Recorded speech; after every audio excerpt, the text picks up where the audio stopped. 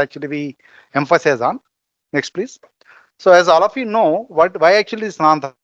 We know the thermal processing is very well established. Is it audible to all?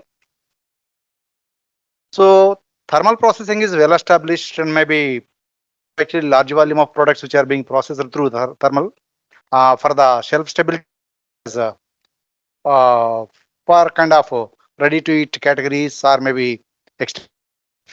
But since we are using temperature in the wide range on the temperature and temperature combinations, many times may result in loss of quality in terms of its taste, flavor, or maybe many times the nutritional value.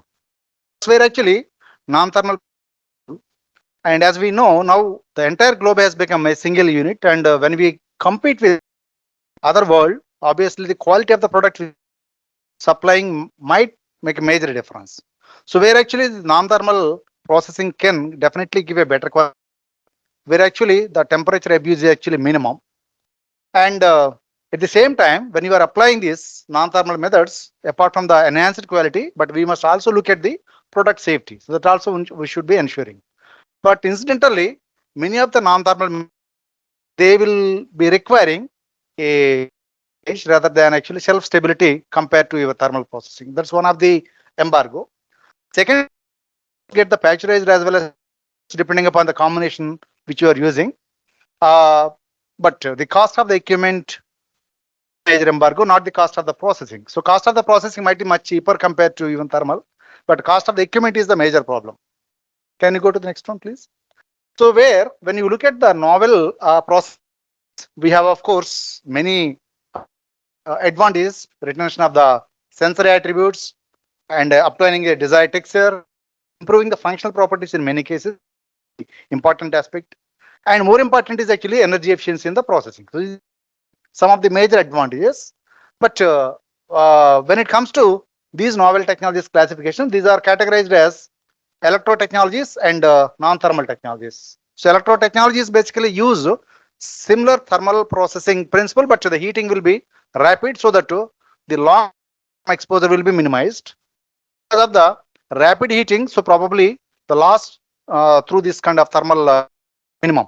But in case of non-thermal technologies like hydrostatic pressure processing, pulse light, maybe electromagnetic field, CMA storage, etc., these will not be raising the temperature. Will be able to do the same job. So next, please. These non-thermal processing, on the other hand, they can inactivate the enzymes apart from destroying your pathogenic or maybe other detrimental microorganisms uh, while maintaining the shelf stability. So the increasing the product temperature is minimum here.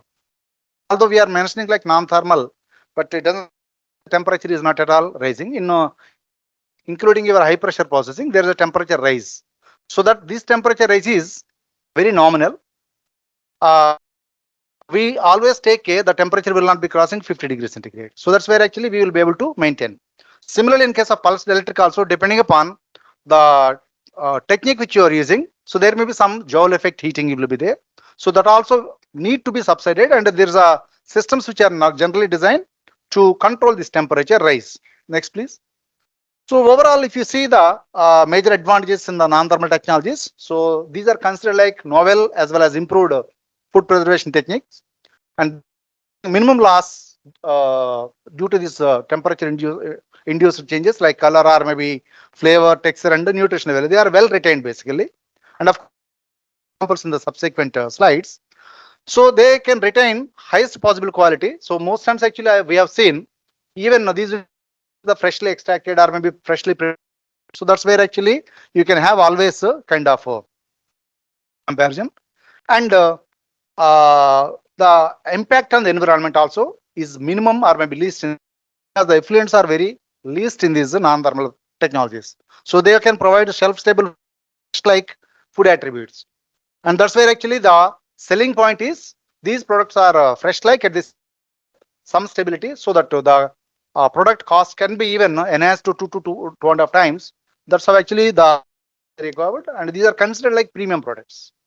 And of course, overall, because of the functional changes which are being obtained, so you can have variety of products obtained, and at the same time the acceptance and from the consumer point of view is very, very high. Next, please. So out of non-thermal food process which are listed here, so we will be just high pressure processing, pulse electric processing, light pulses and ultrasound. These to touch in brief, and rest of course maybe you might have learned earlier in this way or that way. So because of the paucity of time, so I'll be spending much time on high pressure processing where we have some practical examples, and rest of course I'll be touching on. Next, please. So this high pressure processing, as I already mentioned, it is considered like a novel method of non-thermal processing, and the major concept is compared to your conventional thermal processing, it is having an advantage in terms of quality. That's why it is receiving wide attention all over the world. The synonymic terms for the HPP, these are actually like hyperbaric. Since we are using very high pressure, this termed as hyperbaric pressure processing, ultra high pressure processing, high hydrostatic pressure processing, because the pressure which is being given is hydrostatic in nature. So with some kind of fluid, we are giving the pressure. That's why it is termed as high hydrostatic pressure processing. And of course, Pascalization is the initial name which was given. So the high pressure process in the range of 100 to 900 megapascals, 9,000 atmosphere on the higher side. So you can imagine what pressure. And of course, definitely, so when we are applying so high pressure, whether the food get crushed or not, there may be some deformation, there may be some volumetric changes, but it will not crush because the pressure is applied using some kind of hydrostatic fluid. It around the food material.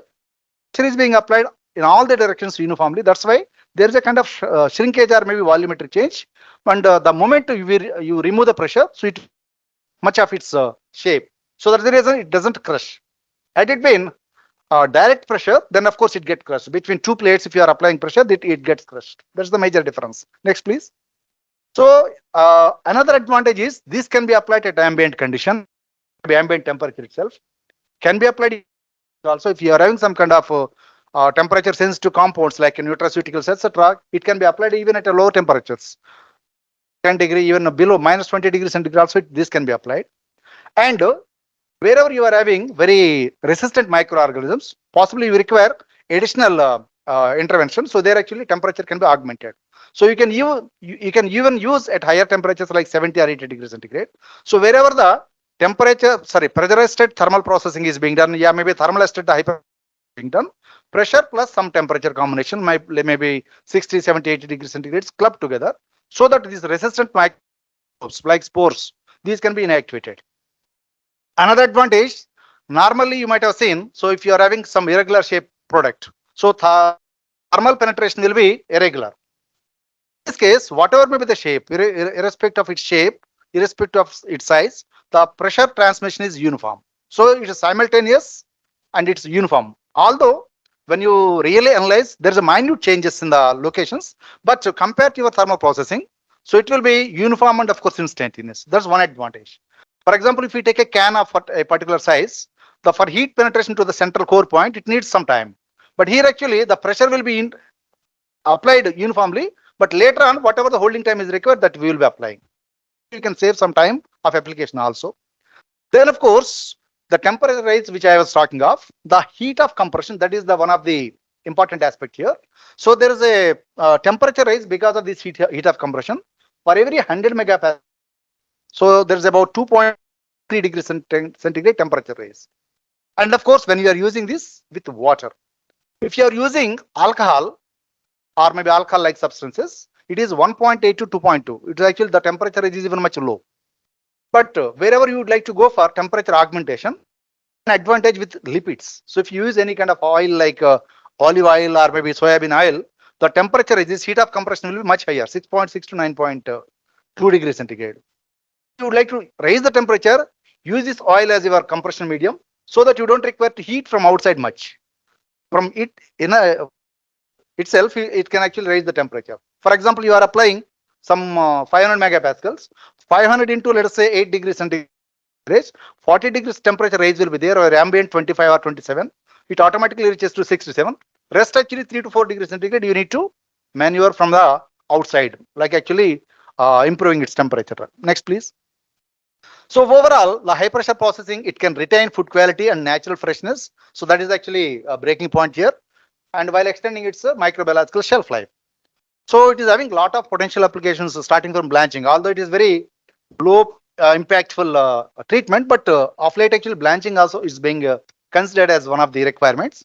Then pressure assisted freezing and thawing. As you know, the normal freezing will take a couple of hours. Even thawing also takes at least several minutes. But this pressure assisted freezing and thawing, it will be much rapid. So an hour for the freezing and a few minutes, and that too actually with a uniform quality product, because the ice crystal formed is actually very small. Even the triple point diagram will be completely in a different range. It will be shifted completely. So overall, there is a lot of potential which is actually being postulated. Many of the developed countries already, so they have technology for meat products, aquatic products. In case of Japan, even fruit juices, even jam jelly is also being using this technology. Although we require some pre-treatments before actually going for the turn, because the solidification is required. But the gelation is through HPP induced gelation. So that's what actually it is. And even sugar jam, this is actually possible with we actually done one of the research work with us. So with support of reduced sugar calorie or maybe, so that has been actually gel basically. Next, please. So this is the basic system where it's like a simple vessel having a bottom cap and top cap, and in the space actually the liquid is being filled. So you load your sample, and the liquid is using a low pressure pump initially. The moment it gets filled, then the other set of pumps which are called high pressure pumps. So they will be continuously pushing the liquid further so that the pressure will be raising. The moment it reaches to the required pressure of maybe 300 or maybe 400 or 500, then it cut off. So during, then you will be holding similar to your thermal processing here also. You need to raise up and of course hold it for some time. Of course, you will be dropping the pressure. The same diagram will come, but the sharpness will be much higher. In case of thermal processing, this time which is taken for come up, that will be more. Here actually the come up time is very short. Holding period, in case of thermal processing, you may require 20 minutes to 40 minutes, but here actually you can complete even 6 to 10 minutes. Even if it is a sterilization also, so about 10 minutes time is good enough. And of course, similarly, also it is momentous. So that's why actually the time is reduced to 10 minutes. Whatever the time you require for loading and unloading, that is the only time.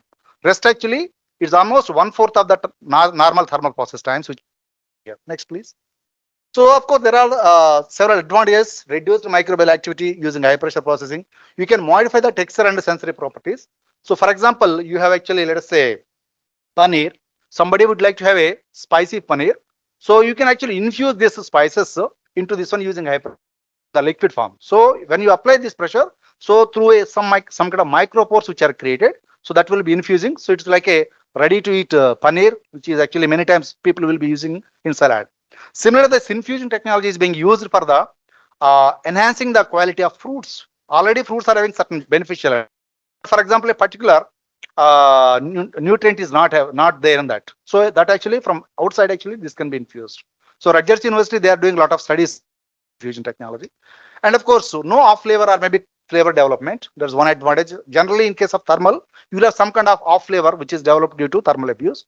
Then a minimal loss of nutritional value. So we will see some of the sensitive nutrients also, they are well retained. And of course, there are a lot of possible from tenderization of meat, manufacturing of purees or maybe jams, etc. Sterilization of milk is one of the potential application. Pasteurization of fruit juices, which is accepted in Japan, lot of products are being prepared, and instant freezing and thawing, as I mentioned. Although in Indian scenario we did not do anything, but this is one of the application for the aquatic products freezing, which is being done in European countries. But as I said, the only embargo is high capital cost. Next, please. So these are another other potential applications. Even tempering of chocolate done, coagulation of fish, any kind of protein you take that can be coagulated and maybe converted into gel. We have actually with CAFT Cochin we worked.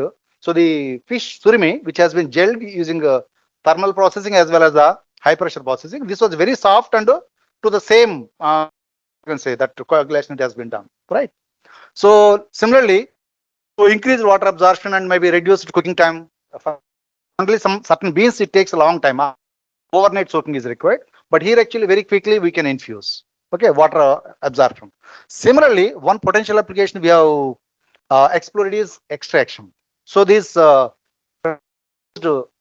extraction, so the mass transfer rates are much faster and much higher. At the same time, the extract quality also it was much that way actually. So one of the DST project we did with the pressure bioactive extraction from some of the peels and maybe leaves, etc. Next, please. So the process parameters have been optimized by several researchers, and of course, our study is at a later stage. It has been reported. Next, please.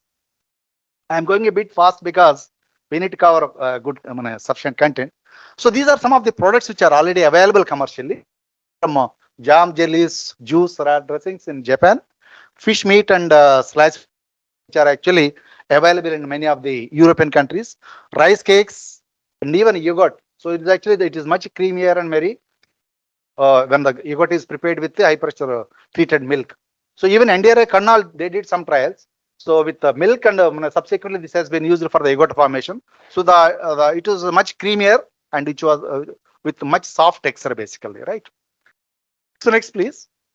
So when you look at the system, it has major four components: the high pressure vessel and its enclosure. As I said, the vessel in a cylindrical form could be vertical or maybe it could be horizontal also. Sometimes actually it is tiltable. So actually loading is one of the important point when it is having very tall height. So such kind of systems actually you can tilt when while you are loading. So maybe subsequently it will go vertically and the top cap comes and adds there. So that's how actually the systems can be. But horizontal systems are mostly for the large scale systems like commercial which are having 1,000 liters. Even the maximum capacity which was available is 9,000 liters as from the NC hyperbaric, but the pressure limits are very less, maybe up to 300 or maybe 400 megapascal only one can go.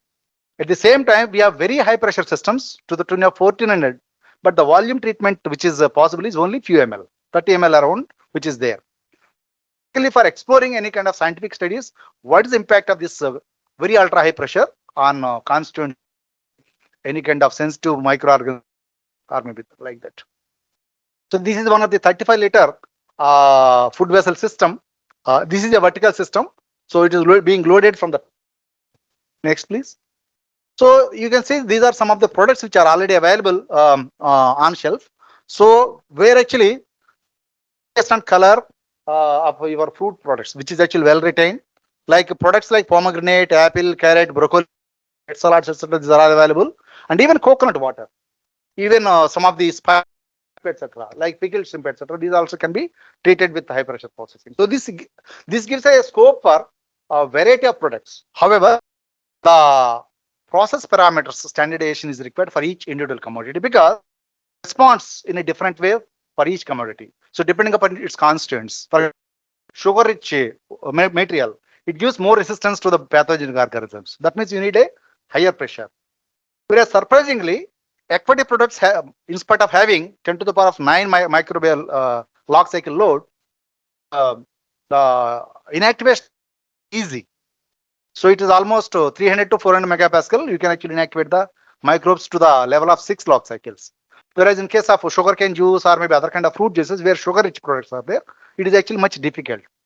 And which we of course observed is compared to whole fruit, although it's not our target, but just we would like to see what happens when we did with whole fruit and when we ruptured and maybe made into juice. So difference in terms of the pressure requirement. The whole fruit actually enzymes could be inactivated much easier. But, fruit juice it requires very high pressure because the juice is squeezed out, ruptured. The enzymes actually they are actually much more stubborn. So that's how actually we require much high to your whole fruit. Next, please. You can see here very carefully this nutritional vitamin C with increase in pressure, change in for that matter, it is higher than the without any treatment in the last one, 540 megapascal. This is cell level rupture it can happen. That means the extractability is much better. That way you will estimate higher quantities of vitamin C. In case of folic acid, niacin, which are also do. So these are actually well retained throughout, even in spite of very high pressure like 400 and 500 megapascal. These are well retained. So these are the examples of nutritional quality retention, high pressure processing. Next, please. So these are actually some of the studies which we carried out at IIT Kharagpur. So we got a project in 2009 under NIIP, and the system was procured both at IIT Kharagpur and at CIFT Cochin. So for the different mandates. So these are the actually lychee fruits which are peeled. Without peeling, when we put the whole fruit, the outer skin that got actually hardened, and of course it was actually cracked. So wherever it was cracked again, so there was a bruising, etc. So that's why we removed the peel, and of course these are the whole fruit, of course, without deseeding. This actually could be only 300 megapascal was required, and the storability was improved almost to 32 days at 4 degrees centigrade. Had it been in normal case, even in under chilled condition, also it cannot retain more. Right. Next, please. So this is actually again juice. When you convert into juice, it was requiring very high pressure, almost 600 megapascal we require for inactivating major enzymes. Although PPO and POD was major in these cases, but inactivation of enzymes was requiring much higher pressure because of this enzyme activity was enhanced a lot. Next, please. This is actually again an mango pulp. So here also with the 600 megapascal, and therefore these are the severe most condition. But if you see the color comparison, so not much difference in terms of color. So most of the fruits they can well retain their color, which is actually one of the important aspect as far as the quality is concerned. Right. Next, please. So this is again a pineapple juice. So here actually we have done a combination of HPP. HPP2 is with some kind of temperature augmentation, and thermal processing is the last one. The first one is untreated. So you can see the color difference. So the second one with the HPP combination, it was having a very what I can say visibly in color, and which is comparable to your fresh juice. Whereas the third one, since we are augmenting 70 degrees centigrade, slightly it is degrading, and thermal processed one, so the color change was much rapid. So that indicates the temperature abuse on color of a particular compound in a fruit juice. Next, please.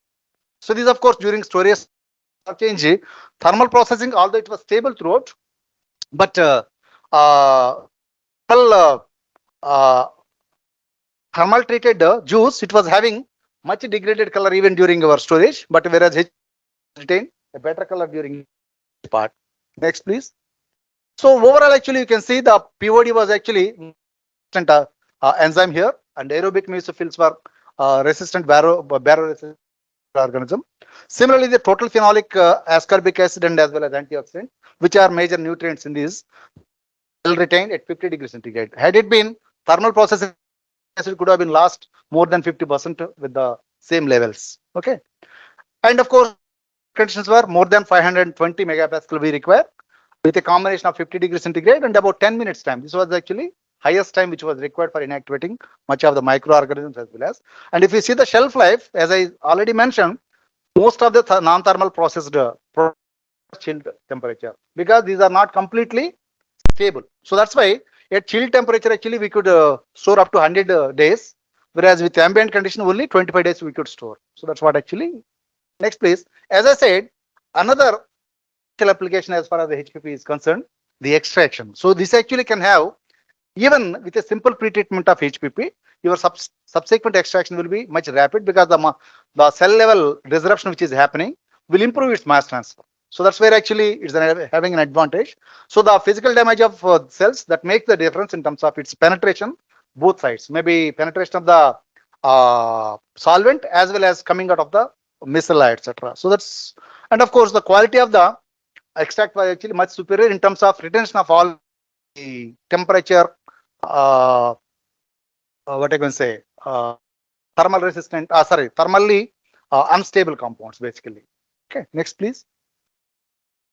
So this, of course, so these are some of the examples. HPP has been successfully used for extracting collagen or maybe even for that matter flavonoids, etc., glycosides. So these are actually several examples. As I said already, we did it, what I can say, kind of study on bioactive compounds extraction on different compounds. Next, please. So another aspect which is of course is in place is high pressure processing on bioactive compounds, particularly its bioavailability. So thermally processed products are having a better availability in many cases. But what happens when you treat with non-thermal? So when you are going for high pressure processing, it is having a kind of mixed result. In certain cases, it has improved its bioavailability and accessibility, but in certain not. The reason being, its complex structure makes a difference. It doesn't actually, although cell rupture is occurring, but it doesn't mean that actually it will be your bioavailability or maybe bioaccessibility. Extraction wise, it is definitely beneficial, but bioavailability and accessibility, it is having a different trend. Next, please. So this is one particular example. Carotenoids actually. So our Dr. Sudhir has done in overseas. So that actually it shows that it is having a potential for the improving bioaccessibility and bioavailability. But in certain other cases, he found its negative result in terms of compared to thermal, it was not giving a better bioavailability. Next, please. So these are actually some of the HPP products in international markets. So maybe I would like see such kind of scenario in India also, maybe next decade or so. Okay. So these are all actually HPP products only on shelf in some of the developed countries, right? Next, please. So this is actually in a nutshell and maybe in a brief way, because it itself will take a long time as such for high pressure processing. But just to give a feel of it, definitely it's an advantage and it's a technology. But only thing in India, it's not taking in a forward step, basically because of the cost of equipment. Okay. Next, another technology many of you are aware, this pulsed electric field, where actually between two plates, when you keep a sample and apply very high voltage to the tune of 20 kilovolt to 70 kilovolt, that actually gives some kind of cell level.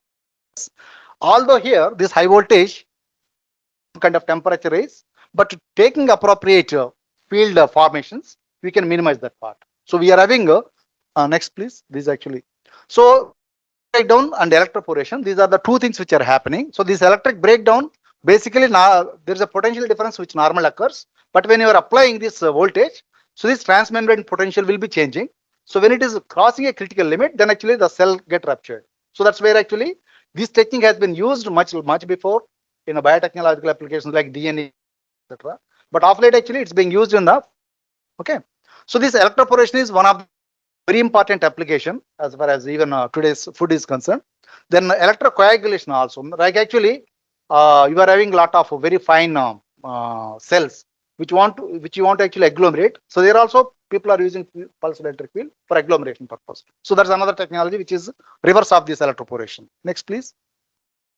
So this actually the destruction of unwanted bacterial cells without application of heat. That is actually important aspect in this case. So product remain in its natural state without having any kind of viable organisms. Then inactivating microbial levels in food by HPP is known for several decades. And basically, as I told, it was the initial applications were in the biotechnology field. Next, please.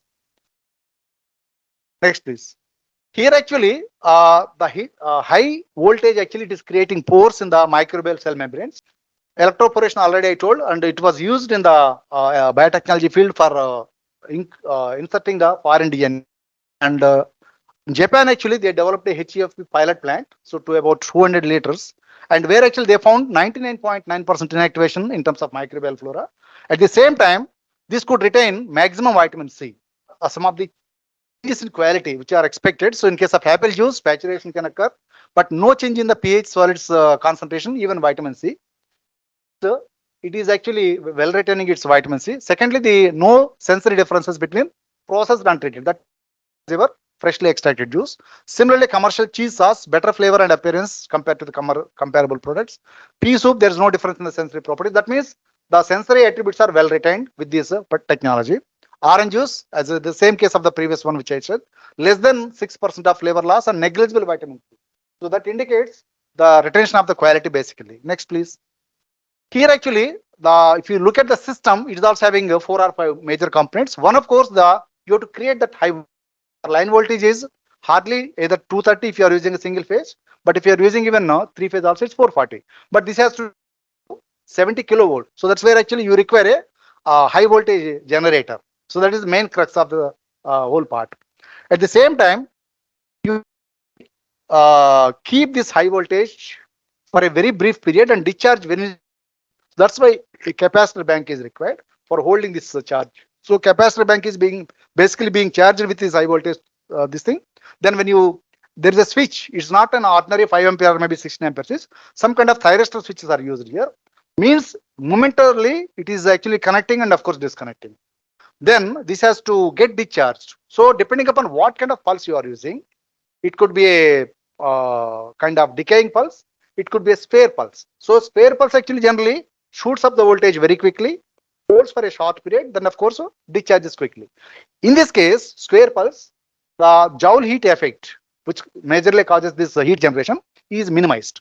But in case decay pulse, since it is a Taylor curve, so that's actually, so Joule heating is a more in case of this decaying. So that's why most of the food applications are employed with square pulses, although the circuitry is actually a little complicated and of course it is difficult to create. Next, please. And of course, sorry, the important aspect is actually the treatment. These are the actually two systems which are actually, the first circuit is based exponential decay. The second way is for your square pulse. So although you are having some kind of additional components there, but that will actually hold the voltage at the peak, uh, and of course then discharges immediately. Next, please. I think in the, so these are a couple of configurations for the continuous chambers. Your high pressure processing.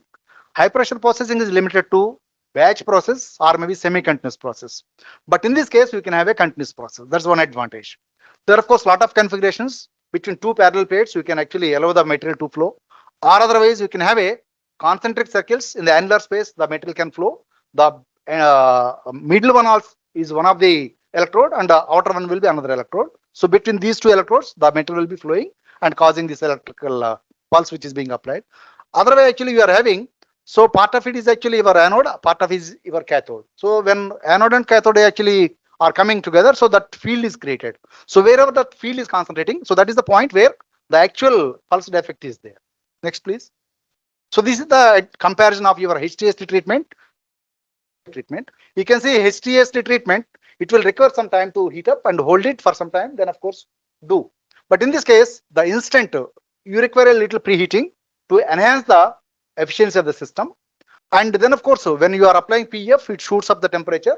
Then now you can cool down immediately.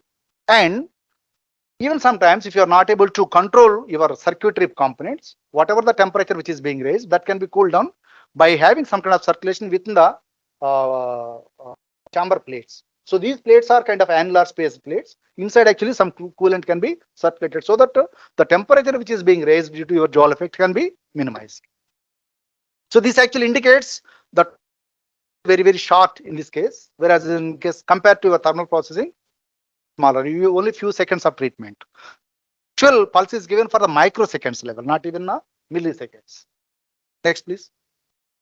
So next one of the well applied technology or maybe successful technology at lab level as well as commercial level is ultrasound. So many of you might be applying that one for extraction, maybe other kind of, but it's having a lot of other potential applications. Unlike your simple water bath or maybe kind of probe system, so you have even continuous systems also possible with the ultrasound. Next, please. Here actually the direct application to the product.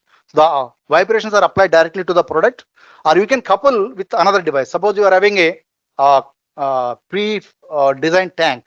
So over this tank also you can mount some of the transducers or some of these ultrasound modules. So that will be vibrating the system. That means you can even modify the existing system also. And the third one, of course, submergence in the most commonly we do in the laboratories, right? Next, please. The mechanism is here actually the pore initiation is generally done through some kind of contaminant. So the moment any kind of contaminant is there, based on that some bubble, that bubble will be based on your compression rarefaction applying during your ultrasound. So because ultrasound means it is having some compression rarefaction. So during this compression and rarefaction, the bubble size will be lowering, lowered, whatever air which is there that will be expelled out. And when it is expanding, surrounding fluid will be infused into them. That's how actually the size keep increasing. So the moment the size increases like a balloon and beyond its then of course it bursts. So during this bursting, it will have some localized effects. So that is actually your major reason for the cell rupture or maybe any kind of changes which are happening in the system. Next, please.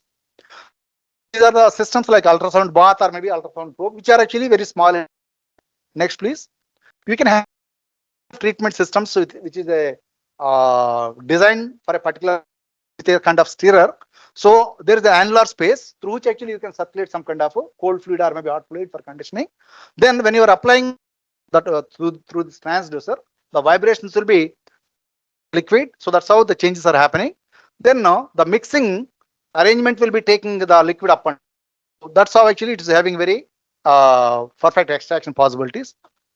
Next, please. These are some systems which are having mountings. You can see in the marketplace. So these are actually earlier already existing kind of systems. Over the body, these are mounted. So that means you can convert the existing systems. Yeah, otherwise you are having a pipeline. Over the pipeline also these kind of transducers can be mounted. So this way you can convert the system with an appropriate transducer for creating this ultrasound effective. So these are having very small capacity to the level of 50 liters to even 1000 liters. So that's how actually possibility is much higher in case of ultrasound compared to other non-thermal technologies. Next, please. So this is another potential application using ultrasound, where most of us we use filtration technique for separating some kind of permeates. But what happens over a period of time, the filter gets clogged because all these micropores are actually blocked by the solid particles. But when you are employing this ultrasound, then the vibrations causes the particles to float.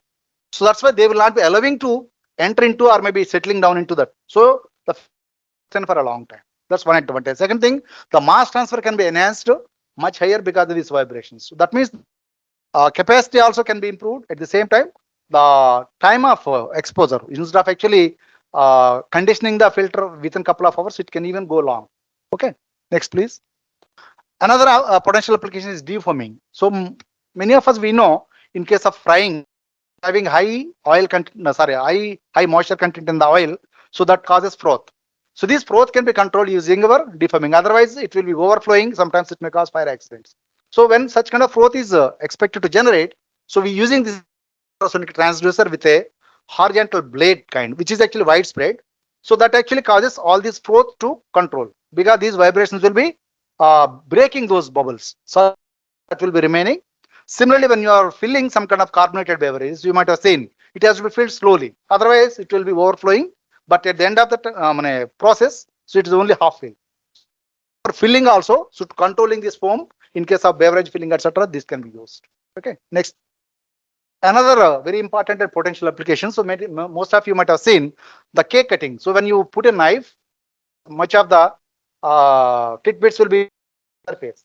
So when you go frequently, so there's no smooth cutting will be done. At the same time, the same thing has to be done throughout the day.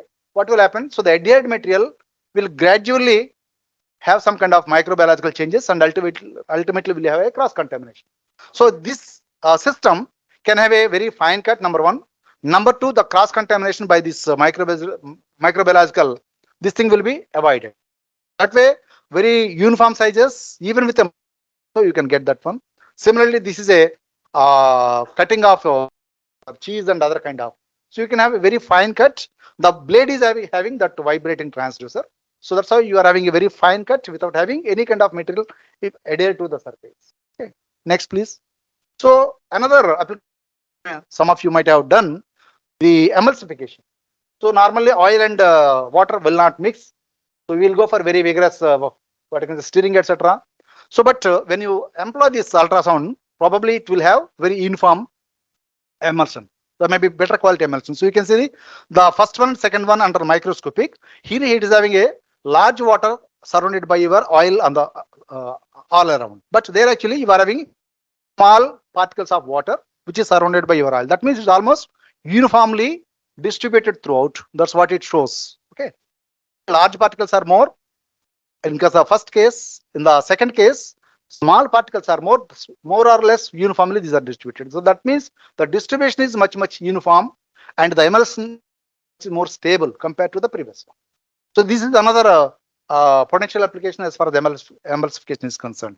Next, please. This is of course cavitation bubbling, which is collapsing your cell rupturing, which is basically reason for your enhanced extraction capability. So when you are having this cell rupture, the infusion of your solvent at the same time, the coming out material also will be having much rapid. So this way you can reduce your extraction time and you can have a better extractability and even higher yields are observed in case of basil. And similar kind of several examples are there. There are a lot of studies on ultrasound assisted extraction processes, right? Next, please. So this is another, of course, pulse light treatment. Although we don't have much experience, one of my students, she is working now at Cutney University, Australia. But what we understand, this is another potential technology where you can have scaling up possibilities also. And compared to other techniques like pulse electric or maybe high pressure, this is very less in terms of its establishment cost. Okay. Although in India at present only few institutions are having laboratory based systems, but better scope as far as the scalability is concerned. Okay. Here, what's happening? Normally, ultraviolet light we use in the laboratory for the sanitation purpose. Okay. For UV chambers, etc., laminar flow chambers, we use UV light, but that needs a long time, almost to exposure for. We need to leave it like that. But in case of processing, if you have to leave it for half an hour, it doesn't. So here actually it is very high intensive white light, although it contains UV component, but it is a high intensive light. So the intensity is as high as 20,000 times of your solar radiation reaching on the earth. You can imagine. So what is its intensity of light? So you cannot see with naked eye. Generally, these are actually put in a room, or maybe you can say with some kind of special glasses only, we will be able to see these pulses. Okay. So on a plane surface, 9 log cycle vegetative reduction is possible. But as far as the bacterial spores are concerned, about 7 log cycles. But incidentally, most of our food products are not that uniform in surface. They will be having a lot of undulations, maybe porous materials, etc. So you can lose the overall efficiency. So on a complex surface, so it's hardly 2 to 3 log cycles. But you can do, you can ensure little longer exposure. Instead of 2 pulses, you can go for maybe 3.5 pulses, 4 pulses, something like. So when you enhance your number of pulses, yeah, otherwise you make sources from different angles. That's also possible to enhance its efficiency, right? Next, please. So this is again the components which are required. Here also, similar to your PEF, we require about 20 to 80 kilovolt per centimeter voltage levels. So to create that one, you require a high voltage power generator, followed by an energy storage capacitors. Maybe all capacitor here, it is actually an array of capacitors would be there. Then we are having a pulse shaping factor. So this pulse shaping inductor, it makes that programming. For example, you might have seen in the marriages the serial lights which are fashion. Here also, if you are having, let's say, 10 lights, all 10 can go glow at a time. Yeah, in a particular sequence. So 1, 3, like that also they can glow. And the next sequence, the even number. So basically, when it is glowing, it will increase the temperature because after all, it is radiation heat. So that's why to minimize the heat induced to the surface, you will be taking this alternative. So that's how actually the programming can be done. Okay. Depending upon your intensity requirement, so all of them can be glown. Maybe some of them can be glown based on its programming. Of course, it will be falling on a radiating surface. This surface could be a stationary plate. Yeah, maybe it could be a conveyor belt. If it is a conveyor belt, continuous system can be adopted there. That's what actually. Next, please. So this is a laboratory system. Simply, you can keep it like a microwave chamber. So keep it inside. Maybe few pulses of this can be put onto the material. Then, of course, it is sterilized basically. Next, please. These are actually components where actually these are LED arrays and the blue color controller making that pulse creation as well as the timing control. Let me tell, compared to your UV, which is actually several minutes required for the inactivation, here actually microseconds. Each flash will be lasting for a few microseconds. So depending upon your number of pulses required, even pulse frequency, you can actually give flashes actually next to next, very closely also. You can wait for some time. Suppose that surface heating is happening. So in those cases, you can restrict the pulse frequency. So maybe after a few heating, we can go for the next pulse. So that way you can program everything and can apply. Okay. Next, please. Here actually you can see it's a conveyor belt system where actually already pre-packed material with different polythene. So this can be actually treated because during your packaging, many times it may happen some kind of cross contamination. For example, milk products, particularly cheese, etc. When they are packing, if any cross contamination occurs, then obviously during storage it will have implications. So that's why this is for final surface sanitation. Similarly, the CI, what they did for the fish, basically most of the contamination is on the surface only. So surface actually when they sterilize using such kind of light, so probably the shelf life even at a chill temperature also can be much more. So that's what actually they did. Similarly, some kind of thin slices of meat, these also can be sanitized using pulse light. Okay, I have few video strips. I will show it at the end of it. Next, please. So like milk which is filled in the bottle, but before capping, so we will actually finally sanitizing the whole of the system on a conveyor belt. Right. Next, please. This is actually a kind of filling station. Normal bottle filling station, where actually simply one by one it's going and of course getting filled. But during filling, it will sanitize the bottle. Then it will sanitize the product. Already pre-sanitized product will be coming in, and even entire environment actually in a laminar condition it is being maintained. The upper part is basically to sterilize the air which is actually surrounding the bottling station. That's how a filling station with without having any kind of, is kind of completely aseptic filling station. So that is actually completely with your area of lights, right? So finally it is being capped, and of course the product is going out, right? Next, please. These are all actually some of the patented technologies from US. Okay. Next, please. These are actually several configurations of lights are also available. So depending upon your application, you can have various shapes and sizes of lights, and of course available in different wattages also. So based on that, different materials also these are there. Quads and maybe other kind of xenon lamps are there. Xenon are actually most commonly being used, but quads actually it is cheaper, but it will have implications in terms of heating effect. More heat will be generated with the quartz lamp.